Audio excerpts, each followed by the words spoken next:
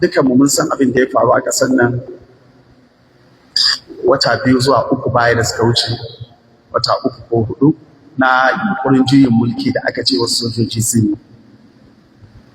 Sojojin da mafi yawansu mutanen arewa ne, waɗanda aka kakkama. To, mu ba mu da tafasi, ba mu da bayanai na wayayi me yayi, kuma ba za mu iya cewa wani abu akan wannan ba. Amma lallai wannan abin ya sa an kama wasu bayan Allah waɗanda ba su ji ba su gani ba. Dama fitina kuma haka ce, tana shafan waɗanda ba su ji ba su gani ba. An kama wasu bayan Allah da tuhuma ba su ji ba su gani ba.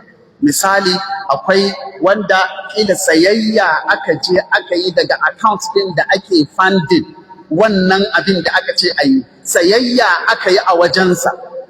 Kawai dan an yi sayayya a wajensa, an ga transaction zuwa account ɗinsa, an sai abu a hannunsa, bai san dan me aka saya ba, an kama shi.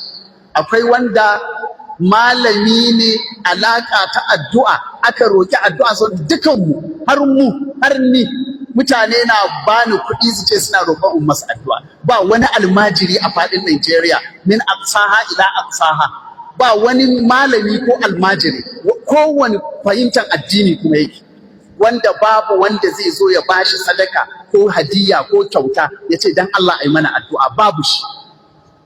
Kuma ba wanda in an bashi sai ya bai ma halatta ba ka ce daga ina ka samu kuɗin, bai ma halatta ba. Dan manzon Allah sallallahu alaihi wa sallam da sarkin Misra ya aika masa hadiya, bai tambaya ya ce daga ina ba, in dai ba kana tuhuman source din bane. Ina fatan mun fahimta. To an tara su, an kama su, an tsare su wajen wata 3 yanzu. Akwai masu laifi, akwai abriya, innocent, wanda ba su ji ba. Kuma da muke cewa innocent din nan, ba mu ce su innocent ba ne sai da muka dogara da abu biyu. Na farko, sanin mu da su.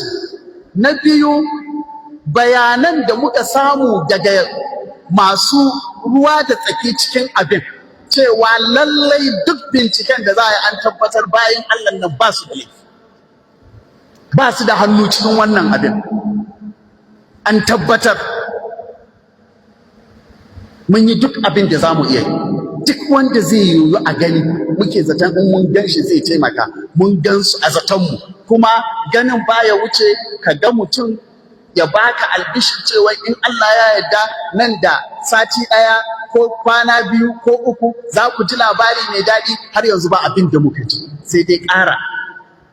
Kuma mun masu uzuri su waɗannan manyan da muka gani. Akwai wanda Allah ya saka mashi da alkhairi, in ba ambaci kowa ba cikin kokari a wannan abin, ya wajaba in ambace shi, wanda yake ɗan jam'iyya mai mulki kuma yana cikin wata hukuma ma mai girma, amma da yake babban lauya ne SAN, shi da kansa ya neme ni, ya ba da kansa cewa ga yaran ya ba da kansa zai tara lauyoyi su shiga domin karewa bayan Allah nan haƙƙinsu da neman masu haƙƙinsu, musamman shi wannan babban malami da yake cikinsu.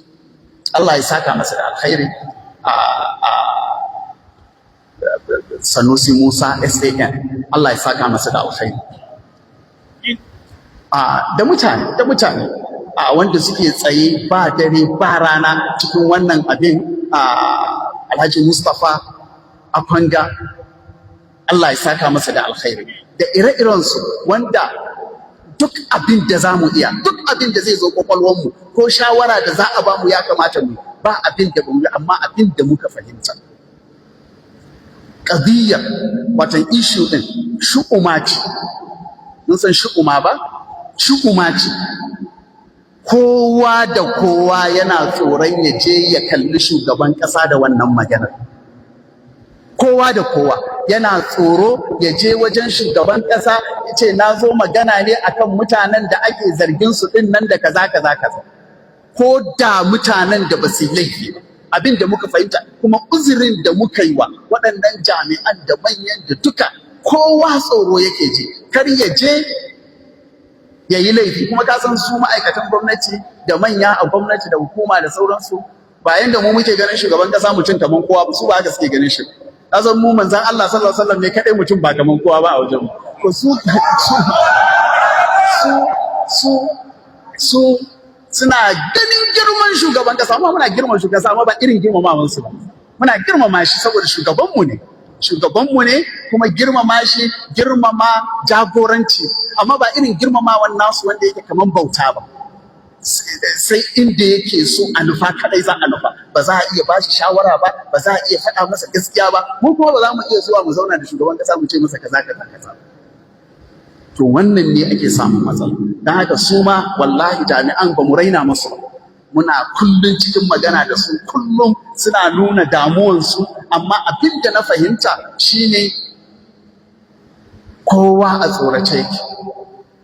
Akwai babba kwarai a ƙasa da na ce mu je mu same shi, babba kwarai wanda ya kai ya je ya tafi shugaban ƙasar shi ma ya zauna ya ba shi shawara. To amma sai aka ce akwai wani dalili da zai sa ba zai iya magana.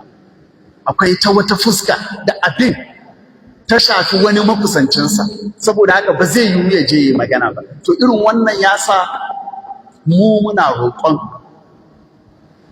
shugaban Najeriya a mutanen da wannan report, tunda muna da yaƙini mun sani ba wai da zato ba, report nan an riga an gama tanadin shi, duk binciken da za a yi an riga an gama.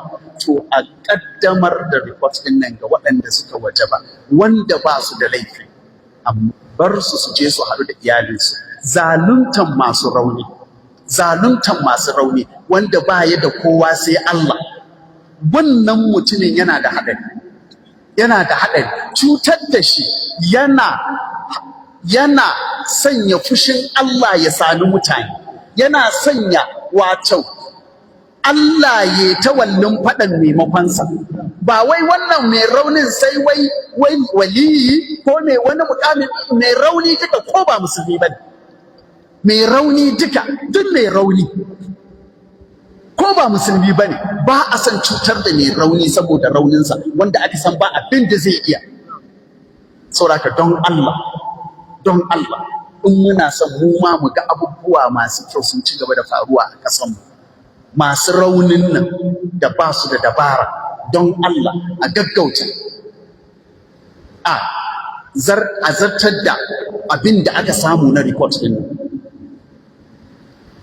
Waɗanda aka same su da laifin su ma muna roƙon a yi masu mafi sauƙin abin da doka ta tanada ga wanda ya aikata irin laifinsu.